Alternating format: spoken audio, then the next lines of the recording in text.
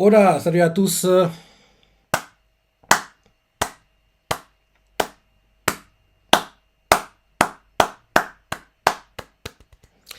Franchement, ah Sensei ne déçoit jamais. Ah Sensei ne déçoit jamais. C'est un très bon chapitre, hein. Très bon et même un peu triste, je dirais, parce que la fin, très bon chapitre. Très bon chapitre. Vu comment le chapitre se termine aussi, on comprend que bientôt les combats vont reprendre, parce qu'on a eu une petite pause là, beaucoup de blabla. Même si à la base, ce qui m'a attiré dans Kingdom, c'est les combats. C'est les combats, quoi. Ce que je préfère dans Kingdom, c'est les combats. Mais, oui, en gros, le blabla, c'est intéressant par moment, quoi. Et là, c'est plutôt sympa. J'ai beaucoup aimé les chapitres de blabla et celui-ci, comme le dernier, de très, très, très, très haut niveau, quoi. De très haut niveau. C'était très, très bien. Donc, rapidement, on s'est arrêté en gros au dernier quand, oui, Kampishi révèle à Rishi comme quoi, oui, en gros, Yoka, c'est un agent double. Mais avant qu'on puisse voir ça, on nous montre les origines de la relation Kampishi-Rishi. En gros, on nous montre ce qui s'est passé à Shu à l'époque où ils étaient encore à l'école. On nous montre que, en gros, Rishi, c'était le meilleur élève, quoi, à l'école, en gros, où il était, quoi. Il avait les meilleures notes, personne ne le dépassait, c'est ça. En gros, on voit que tout le monde disait, oui, c'est un pauvre, c'est ça, il est obligé de bosser. Tout le monde se moquait de lui parce que il n'est pas, en gros, une famille riche derrière lui, quoi. Il vient d'une famille pauvre, quoi. Donc, en gros, Rishi doit tout le temps cravacher, cravacher, cravacher, galérer, quoi. Et en gros, c'est pour ça que les gens, les gamins se moquaient de lui. Et Rishi leur disait, les gars, moquez-vous de moi. Mais quand je serai au sommet, quoi, et que vous, c'est vous qui serez des idiots, quoi. Donc, en gros, Rishi, en gros, il les ignorait, quoi. Il les laissait se moquer de lui. Parce que lui, il était focus sur son but, comme quoi, atteindre les sommets, quoi. Donc, il leur disait, moquez-vous de moi. Mais quand en gros, il sera au sommet, c'est vous qui serez les idiots, quoi. Donc, en gros, comme en gros, en plus, il leur parlait de façon hautaine, alors que, oui, ils avaient entre guillemets des meilleurs. Une famille derrière eux, quoi, c'est ça, ils étaient plus riches, quoi. Lui, c'était un pauvre, un paysan, quoi. Donc, en gros, voir Rishi aussi hautain, malgré que, oui, les autres élèves, quoi, ils ont des gens, en gros, puissants derrière eux, quoi. Ils s'en fichaient de tout ça, quoi. Ils disaient, non, dans l'eau, dans les notes scolaires, quoi, je suis meilleur que vous. Donc, vous n'avez pas, entre guillemets, à me parler de façon hautaine. Vous n'êtes pas au niveau, quoi. Vous n'êtes pas au niveau. Donc, en gros, on voit que Rishi était très déterminé, sûr de lui.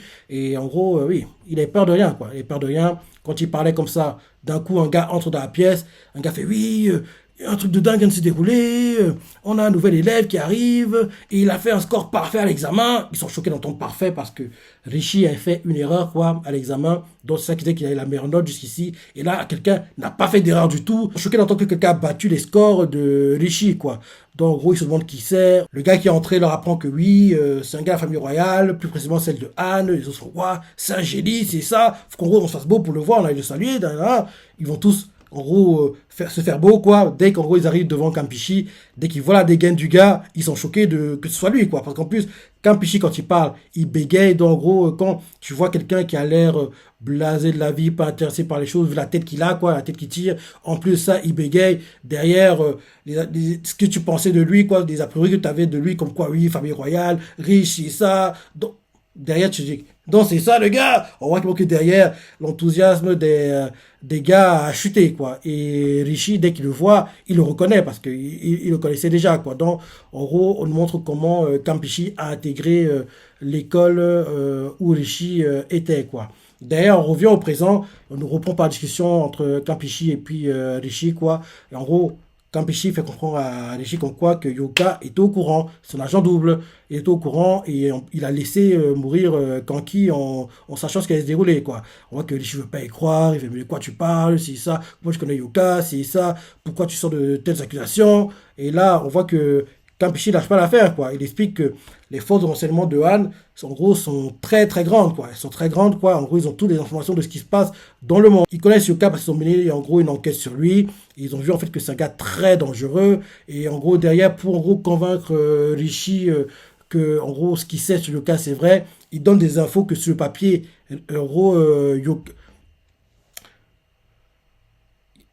derrière, il donne des infos que sur le papier, il n'est pas censé avoir. Il parle de la rébellion de Seikyo, quoi. En gros, il donne les infos de ce qui s'est passé à ce moment-là. En gros, que normalement, sur le papier, c'est en gros entre gars de Chin que ça se sait, quoi. Il explique tout ça. En gros, il explique que à la base, Yoka, c'est l'inspiration de Shogun-kun, si et ça. Et derrière, en gros, le messager de l'époque, quoi, a été capturé par ses subordonnés, sous les ordres de Liu Fui à l'époque, de sorte qu'en gros, la nouvelle n'a pas été transmise à la faction du roi. Après ça, tu as appris l'existence de Yoka à l'époque. En gros, tu l'as poussé à changer de camp avec de l'argent. Et là, quand en gros, il révèle tout ça comme ça, on voit que Rishi est choqué, il fait tu veux au gros de ça? Il a du mal à y croire parce que sur le papier, un gars à Anne ne devrait pas avoir ces infos, quoi. Et là, en gros, il explique que oui, depuis toujours, quoi. Et il continue en disant que c'est depuis ce moment-là qu'en gros, Rishi fait confiance à Yoka, quoi. En gros, depuis ce jour-là, Rishi lui fait confiance.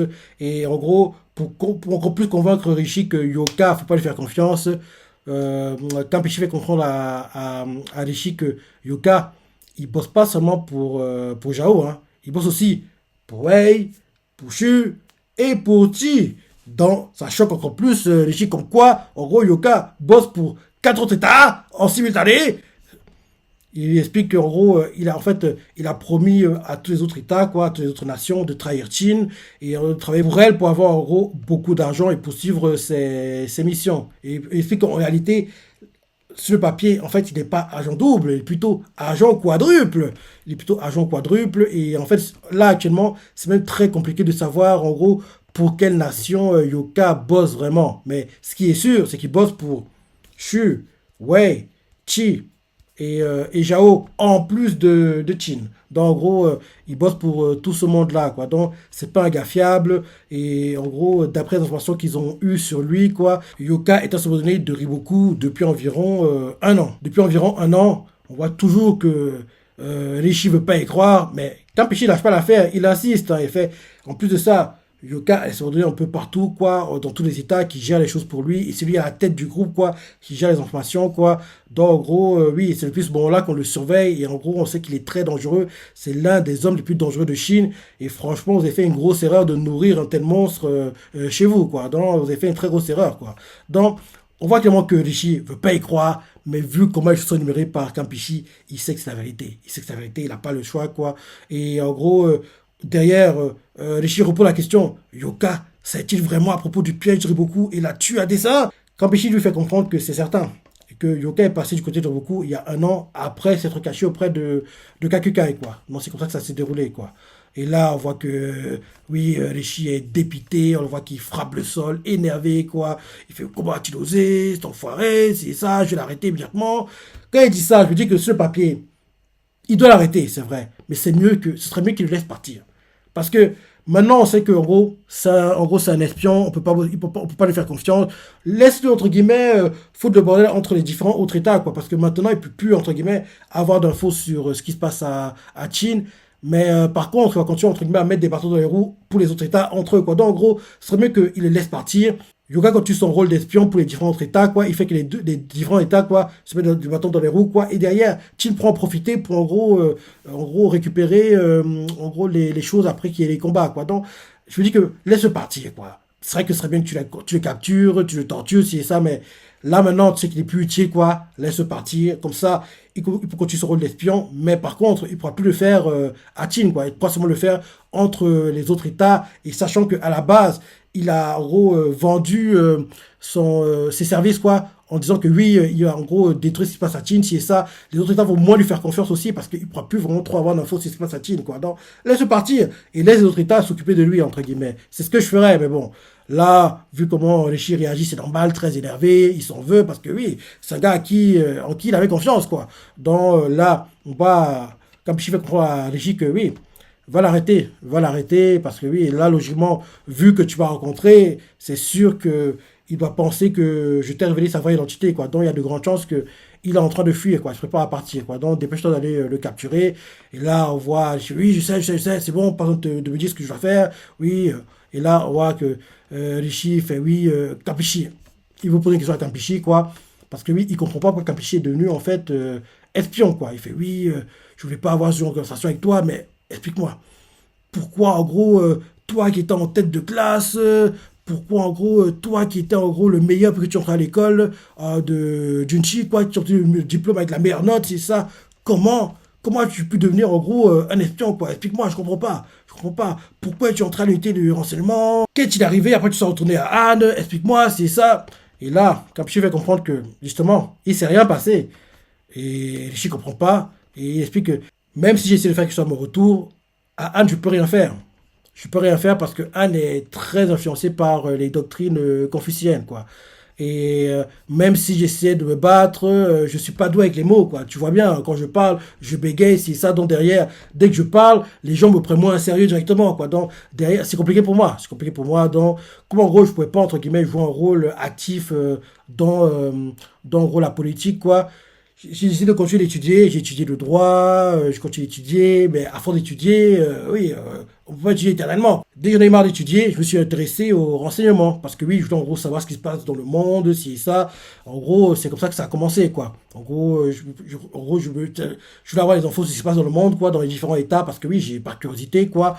Et entre-temps, des choses comme le patriotisme ont étonnamment vu le jour, quoi, également. Et c'est comme ça, en gros, que je suis devenu, en gros, espion, quoi. C'est comme ça qu'en gros, j'ai rejoint l'unité de renseignement. Donc, en gros, j'ai fini par, en gros, effectuer du travail renseignement pour le bien de Anne. C'est comme ça que ça s'est fait, quoi.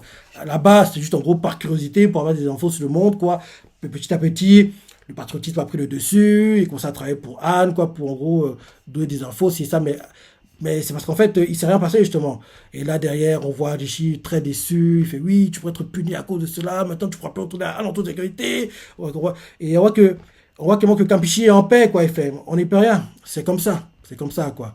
Et là, derrière, Rishi fait comprendre comme quoi, à l'époque, je t'appréciais pas vraiment, c'est ça. Oui, tu me battais tout le temps, ça m'énervait, quoi, tu étais meilleur que moi. En gros, j'ai tout été secoué à cause de toi. Peu importe à quel point je travaillais, quoi, j'étais incapable de te battre, ça m'énervait. Et franchement, peu importe les efforts que je faisais, quoi, tu me battais toujours, quoi.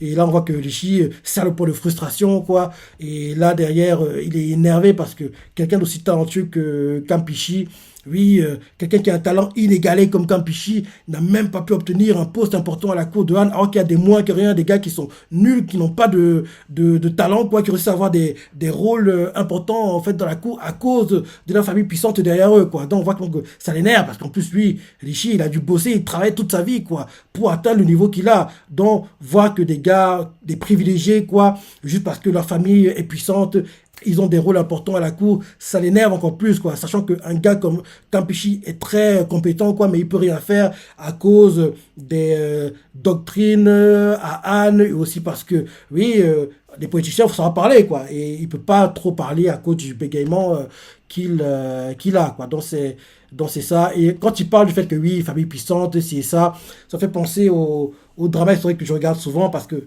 donc, quasiment tous les dramas, plein de familles riches achètent des postes à la cour, quoi. Il y a trop de corruption, c'est ça. Dans tous les dramas, c'est comme ça, quoi. Que la corruption, c'est, oui, quoi.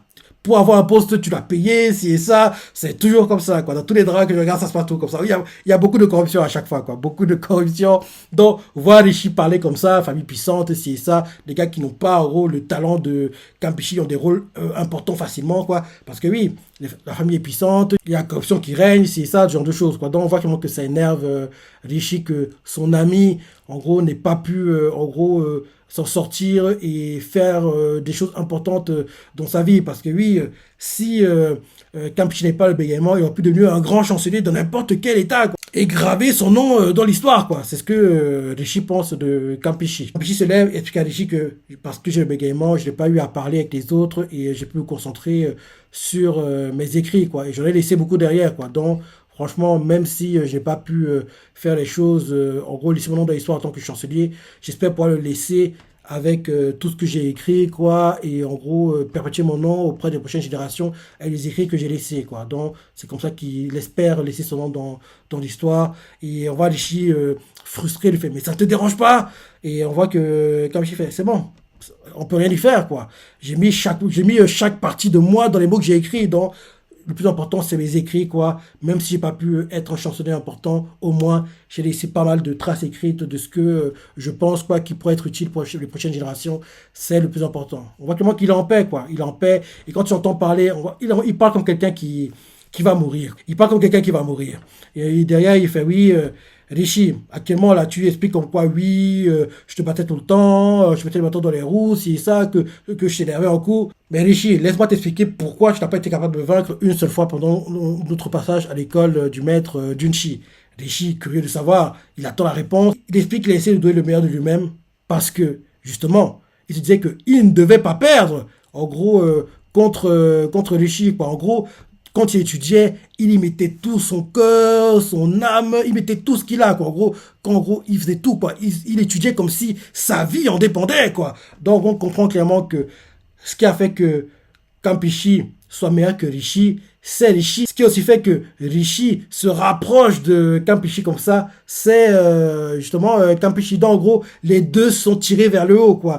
Avant, il ne le savait pas, mais maintenant, Kampishi révèle à Rishi comme quoi, gars, le fait que tu étais très bon, tu me mettais la pression, gars. Tu me mettais la pression, donc j'étais obligé de redoubler d'efforts, quoi. Que tu me doubles pas, parce que je voulais pas, en gros, que tu me battes, quoi. Donc, en gros, tu m'as tiré vers le haut comme je t'ai tiré vers le haut, quoi. Donc, on voit que Rishi est surpris d'entendre ça parce que il pensait que, oui, quand il voyait Kampishi, quoi, gars blasé, pas intéressé par les choses, en gros, tout venait facilement pour lui, alors que non, il bossait comme un dieu lui aussi. Donc, en gros, c'est grâce à toi qu'il était meilleur. Tu n'as pas pu le battre, mais il t'a tiré vers le haut en te forçant à essayer de le rapprocher, quoi. Donc, c'est ça, quoi. Donc, comme je crois à Rishi que oui, en gros, c'est grâce à toi que j'étais meilleur, quoi. Donc, en gros, il était surpris d'avoir rencontré quelqu'un d'aussi intelligent que toi, en gros, Hachu, quoi. Il était surpris d'avoir rencontré quelqu'un comme Rishi, quoi. En gros, il a étudié comme un dingue, tellement il étudiait, il finissait par uriner du sang, quoi. C'est ce qu'il explique à Rishi, quoi. Il explique à Rishi que je suis le plus intelligent grâce à toi. Comme tu as pu de lui plus intelligent grâce à moi, quoi. Rishi est choqué parce que lui, il pensait que tout était simple pour Kampishi. Et il fait, mais impossible. Finalement, je suis aussi devenu plus intelligent parce que je voulais gagner contre toi. Et là, derrière, Kamchi fait, tu vois, on devrait se remercier mutuellement parce qu'on s'est tiré vers le haut, en fait. Donc, en gros, on voit que les deux rigolent comme ça. Là, d'un coup, Kamchi redevient sérieux et fait comprendre à Rishi que si Chine parvient à unifier toute la Chine, l'état de ce monde reposera sur tes épaules, hein, Rishi. En gros, j'espère vraiment que tu pourras, en gros, montrer qui tu es vraiment, quoi, qu'en gros, Chine, en gros, aura rassemblé tous les États, quoi. Dès que tu auras atteint cet objectif, quoi, inscris ton nom dans l'histoire. Rishi, mon cher ami. Et en gros, le moment venu, quoi, montre à tout le monde, en gros, la puissance du légisme, quoi. Quand tous les États seront réunis, quoi, derrière, montre, en gros, la puissance du légisme et montre, en gros, qui tu es vraiment, quoi. Montre, en gros, ta puissance, quoi, mon ami. On voit Rishi qui est ému, quoi. Kampishi le voit et il lui fait comprendre comme quoi, oui, vas-y, va au palais, va apporter au roi ce que tu as appris sur moi et puis Yoka, quoi. Donc on voit en gros Rishi qui sort, qui part, et on voit que dans son chariot, quoi. En gros, quand il quitte la résidence de Kampishi et qui va au palais, quoi. Sur le chemin, il réfléchit à différentes possibilités pour sauver Kampishi, quoi. Mais finalement, il se rend compte qu'il ne peut pas penser comme ça parce que là, quand il pense comme ça, il pense de façon égoïste. En gros, d'abord, il faut qu'il rapporte ce qu'il a appris, quoi, à Sei, et derrière, ils vont aviser, quoi. Donc, il rapporte d'abord ce qu'il a appris à Sei, quoi, et derrière, ils vont aviser, quoi. Donc, on voit Rishi qui est, en gros, à la salle du trône, il attend Sei. Sei entre dans la pièce, il fait, oui, je te fais attendre, Rishi, qu'est-ce que tu veux me dire, quoi. Et là, on voit Rishi qui a du mal à dire les choses, quoi. Avant qu'il puisse dire un mot, quelqu'un entre dans la pièce, il fait, oui, nouvelle importante, c'est ça, un truc de dingue vient de se dérouler, c'est ça. Et ça fait, qu'est-ce que tu racontes, vas-y, parle. Et là, en gros, il fait, oui, mais c'est Kampishi. Mais c'est Kampishi est décédé. Et là, dès qu'en gros, il dit ça, Rishi le regarde d'un air, qu'est-ce que tu dis? Il fait quoi? Choqué. Et là, ça fait 2 chapitres d'affilée en cliff. Rishi qui est en état de choc, quoi. D'abord, qu'elle a appris que Yoka est un agent double, plutôt quadruple. Et maintenant, qu'elle apprend que, en gros, Kampishi est mort, quoi. Et quand je disais le chapitre en live réaction, je l'ai senti arriver, quoi. J'ai senti arriver parce que dans beaucoup de dramas, quand en gros quelqu'un est démasqué, quoi, et qu'il veut pas, entre guillemets, que sa famille tombe avec lui, en général, il se suicide, quoi, laisse un mot, je suis le responsable, si et ça, ma fille n'a rien à voir avec tout ça, il se suicide en général derrière, quoi, comme ça, on ne l'interroge pas, mais en gros, le mot qu'il laisse, quoi, c'est la preuve qu'il est le seul coupable, entre guillemets, quoi. Donc, là, on sait que, qu'on le veut ou non, Rishi peut être lié à ça indirectement, quoi. Même si, oui, il n'a pas, entre guillemets, manigancé les choses avec Kampishi, mais il peut être lié à ça indirectement, parce que, déjà, Yoka bosse pour lui et on sait que c'est un agent quadruple. En plus de ça, Kampishi est un espion, quoi, venu à Chine, quoi. Donc, il a trop, entre guillemets, de problèmes, quoi. Donc, pour faciliter les choses à Rishi, Kampeshi s'est suicidé, quoi, comme ça, entre guillemets, on va pas questionner sa loyauté envers Chin, quoi, parce que ça, il ne le fera pas. Mais s'il y a des gars mal intentionnés, quoi, ils pourraient se dire, hein, c'est quand même bizarre, quoi. Un espion qui bosse pour Rishi, bosse pour différents États. Un autre espion qui est ami avec lui vient d'entrer à Chin. C'est trop d'un coup, quoi, entre guillemets. Donc, Kampeshi, je me dis, pour faciliter le job de Rishi, c'est suicidé, quoi. Il s'est suicidé et je le sentais arriver, quoi. J'ai senti arriver parce que quand j'ai le chapitre en live action, je disais, et d'un coup, avant que je commence à lire, je vois la vignette où, en gros, quelqu'un entre dans la pièce de façon, en gros, urgente, quoi. Et dès qu'elle entre, je dis, c'est très, j'ai pas encore lu les dialogues, quoi. C'est très, très, très bizarre. Vu comment elle entre dans la pièce, c'est un truc urgent. Et vu ce qu'on vient de lire jusqu'ici, quoi, on parle de Kampeshi, Rishi, c'est être lié à Kampeshi, quoi. Et en plus, en général, en temps normal, dans les dramas que je regarde en général, les gars aiment bien se suicider et laisser un mot, comme ça, d'ailleurs, on les interroge pas, quoi. Donc, je me suis dit, Kampeshi s'est suicidé. Et justement, on apprend qu'il est mort. Donc, là, Kampeshi est mort. Donc, bientôt, en gros, la conquête de Han va être lancée parce que là, maintenant, Chin a une raison valable, entre guillemets, d'attaquer Han, comme, en disant, oui, Kampeshi est venu pour espionner Chin. Il pourrait même, en gros, aggraver les choses en mettant genre, oui, il a essayé de tuer Sei. En gros, il a essayé d'attaquer, en gros, notre roi, c'est ça. On peut pas lui pardonner ça. En gros, avant qu'on puisse interroger, c'est suicidé. Mais en plus de ça, on va attaquer Han, quoi. Donc, là, ils ont l'excuse parfaite, quoi. Donc, c'est bon. Là, la conquête de Han va être lancée. Elle va être lancée. Et on sait que beaucoup le mettraient maintenant dans les roues, vu que logiquement, Yoka va aller dire ce qu'il a vécu à Chin, quoi. Et donc, logiquement, bâtons dans les roues seront mis pour Chin. Et j'ai hâte de voir la conquête de Han parce qu'il y aura Shin, il y aura Rokuomi et il y aura To. Et moi, j'aime bien To, comme tu le sais, ancien bras droit de mon gars, de Oki, quoi. Donc, oui, j'aime bien qu'en gros, To participe aux batailles parce que il ne le fait pas souvent ces derniers temps, hein. Donc là, To va jouer un rôle important, Shin aussi, parce que oui, Shin, To et Rokuomi ont été en mission de reconnaissance, quoi. Donc, j'ai hâte de voir les combats à venir. Et j'espère que la princesse, en gros, genre, quelqu'un va essayer de la tuer, et Moten va la protéger, elle va en gros tomber amoureuse de Moten, et les deux vont former un couple derrière. En tout cas, la princesse qui était élève de Kampeshi, quoi. J'espère qu'elle ne mourra pas pendant les combats, que, en gros, qu'elle sera peut-être sur le point d'être tuée. Moten lui sauve la vie, les deux se rapprochent, ils forment un couple. Parce que oui, les Golden Rookies, en gros, Moten, Shin et Oon, il n'y a que Moten qui n'est pas en couple, entre guillemets. Parce que Oon, marié avec une femme, Shin, entre guillemets, en couple avec Kyukai, même s'ils ne sont pas officiellement, mais oui, ils sont en couple. Et Moten, c'est le seul, il n'a pas de copine. Il est temps qu'il trouve une copine, quoi. Donc, j'aimerais que la princesse de Anne, là, qu'on a vue dernièrement, elle termine avec Moten. Et en gros, qu'ils se rencontrent pendant les combats. Peut-être même que, oui, elle se bat contre lui.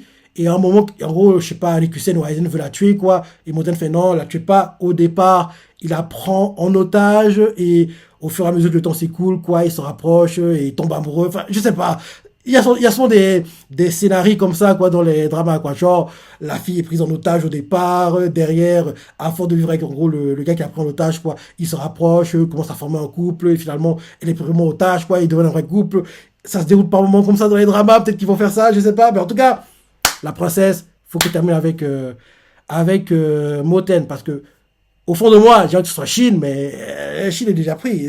Désolé pour toi, mais il a déjà une copine. Donc, il n'y a que Moten. Il n'y a que Moten. Et Moten, chez moi, il n'a pas de copine. Donc, c'est parfait. C'est parfait, quoi. Donc, la princesse, là, on la reverra prochainement. Et j'espère que, oui, Moten et elle formeront un couple prochainement. Ce serait bien. Ce serait bien. Donc, voir le chapitre, dire sur la pensée. Et comme je dis toujours, il y a deux mangas, je dis bien, deux mangas, lesquels je ne suis jamais. Mais alors, jamais déçu. Ces mangas sont chez Kyojin qui malheureusement est terminé. Mais heureusement, le reste de la saison partie, la deuxième partie qui arrive pour le coup automne 2023, en gros entre octobre et décembre, sera plutôt en novembre pour moi. Et bien sûr Kingdom, qui est un troisième film live qui sort logiquement la semaine prochaine. Et bien sûr la saison 5, tant attendu, qui adapte l'arc Okuyu, sort seulement en hiver, janvier 2024. Donc voilà. Dis-moi si du chapitre, les parties préférées, laissez commentaires, likez. Allez, salut.